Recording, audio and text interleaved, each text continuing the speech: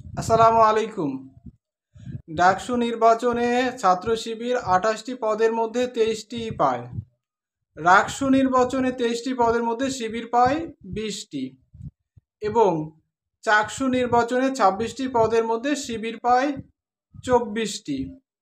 চিন্তা করেন, ছাত্র শিবির এত খারাপ, আপনারা এত লাগছেন ওদের পিছনে। ওরা জঘন্য, ওরা মানবতা বিরোধী, ওরা যুদ্ধ অপরাধী, ওরা রাজাকার, আলবদর, যত প্রকারের ট্যাগিং আছে সব কিছু দেওয়া হচ্ছে। তারপরেও তারপরেও কেন ছাত্রছাত্রীরা এই ছাত্র শিবিরকে বেছে নিচ্ছে? একটাই কারণ, ছাত্র শিবির আদর্শ দিয়ে রাজনীতি করে।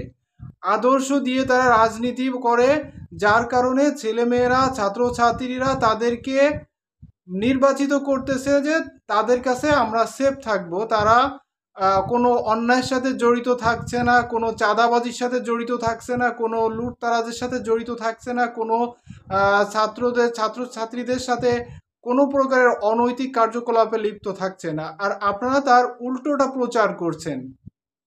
সুতরাং এখনো সময় আছে। এই ধরনের ওদের পিছনে না লেগে, ছাত্র শিবিরের পেছনে না লেগে আপনারা আদর্শ ভিত্তিক রাজনীতি করেন। বিশ্ববিদ্যালয়ের ছেলে মেয়েদের কিন্তু কোনো ভুলভাল বুঝিয়ে তাদেরকে কিন্তু ব্রেন ওয়াশ করে কখনো আপনাদের পক্ষে আপনারা নিতে পারবেন না। কারণ এখানে এই বিশ্ববিদ্যালয়গুলোতে পড়ে দেশের সর্বোচ্চ মেধাবী যারা, তারা এই বিশ্ববিদ্যালয়গুলোতে লেখাপড়া করে থাকে। তাদেরকে কোনো ধরনের হুমকি ধামকি, ভয় ভীতি, কোনো ধরনের অপপ্রচার করে তাদেরকে কিন্তু আপনারা কখনো আপনাদের পক্ষে নিতে পারবেন না। এই ছেলে মেয়েদের, এই ছাত্র ছাত্রীদেরকে আপনাদের পক্ষে নিতে হলে আদর্শ দিয়ে তাদেরকে আপনাদের পক্ষে নিতে হবে। তাদের ভোটগুলো কিন্তু কোনোভাবে আপনারা নিতে পারবেন না, শুধুমাত্র আদর্শ দিয়ে তাদেরকে ভোটটা নিতে পারবেন, যেটা প্রমাণিত। বিশ্ববিদ্যালয়গুলোতে যত নির্বাচন হচ্ছে সবগুলোতে শিবির ব্যাপকভাবে জয়লাভ করছে। এইগুলো আপনারা ব্যাখ্যা বিশ্লেষণ করেন। আপনারা তো এইগুলোর পিছনে নেই, আপনারা আছেন চাঁদাবাজি, আপনারা আছেন শিবির এটা করছে ওইটা করছে, শিবির ভালো না, এইগুলো করে ভাই কোনো লাভ হবে না।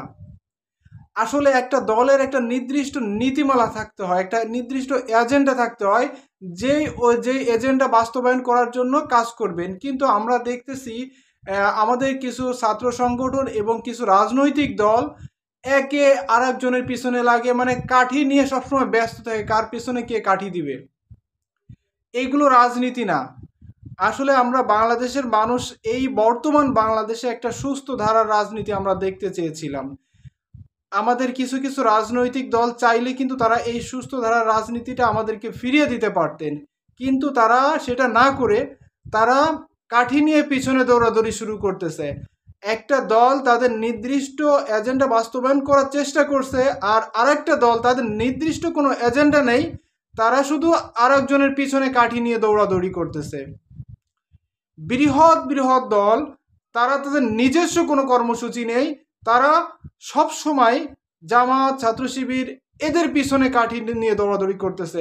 আসলে আমরা দেখেছি যে বিড়াল আর কুকুর, একটা বাড়িতে যদি বিড়াল আর কুকুর থাকে, কুকুর কিন্তু ঘেউ ঘেউ করে আর বিড়ালে কিন্তু দুধ ভাত খায়। বিড়াল দুধ ভাত খায় আর কুকুর সারাদিন ঘেউ ঘেউ করে, কারণ বিড়ালের আচরণটা নমনীয়। বিড়াল কখনো ঘেউ ঘেউ করে না, সে ঠান্ডা মাথায় কাজ করে যায়। রাজপথ দখল, অমুক বা সারা বাংলাদেশ অচল করে দেব, আমাদের বিপক্ষে গেলে, এই ধরনের কথা বলে কখনো ভাই বর্তমান এই ধরনের রাজনীতি বাংলাদেশের মানুষ দেখতে চায় না। ক্যালকুলেশন করেছেন? ক্যালকুলেশন করেন, দেখেন, হিসাব নিকাশ করেন যে আজকে জামাত ইসলাম, ছাত্র শিবির এভাবে মানুষের মানে ভিতরে কিভাবে আস্থা অর্জন করছে। এইগুলো দেখে ভাই শিখেন। আমি কোনো দলের পক্ষে কথা বলছি না, আমি কোনো দলকে সাপোর্ট করি না। আমি চাই যে বাংলাদেশে একটা সুস্থ ধারার রাজনীতি ফিরে আসুক, বাংলাদেশের মানুষ চাঁদামুক্ত হোক, বাংলাদেশের মানুষ দখল মুক্ত হোক, বাংলাদেশের খেটে খাওয়া মানুষ তারা নির্ভয়ে রাজপথে, তারা যারা ওই যে ফুটপথে ব্যবসা করে, যারা রিক্সা চালায়, ভ্যান চালায়, তারা নির্ভয়ে তারা তাদের জীবিকা নির্বাহ করতে পারে। আজকে আমরা দেখি যে ঢাকার ফুটপথে যারা ছোট ছোট ব্যবসায়ীরা ওই ছোট ব্যবসা করে তাদের পরিবার চালায়, তাদের ছেলে মেয়ে চালায়, তাদের বাবা মা আছে, এই এত বড় একটা দায়িত্ব বহন করতেছে শুধুমাত্র তার এই ছোট্ট একটা ব্যবসা দিয়ে। আজকে কিছু কিছু মানুষ আছে, আমি কোনো দলকে ইন্ডিকেট করে বলছি না, তাদের ঘাড়ে পাড়া দিয়ে তাদের কাছ থেকে ব্যাপক অঙ্কের চাঁদা আদায় করতেছে। তারা এত চাঁদা দিয়ে তারা নিজেদের ব্যবসা কিভাবে করবে, তারা নিজেরা হিমশিম খেয়ে যায় চলতে। সো আমি বলতে চাই সর্বোপরি বাংলাদেশের মানুষ এখন সচেতন হয়ে গিয়েছে। কোনো ধরনের হুমকি ধামকি, কোনো ধরনের ট্যাগিং, এইগুলো মানুষ এখন আর বিশ্বাস করে না।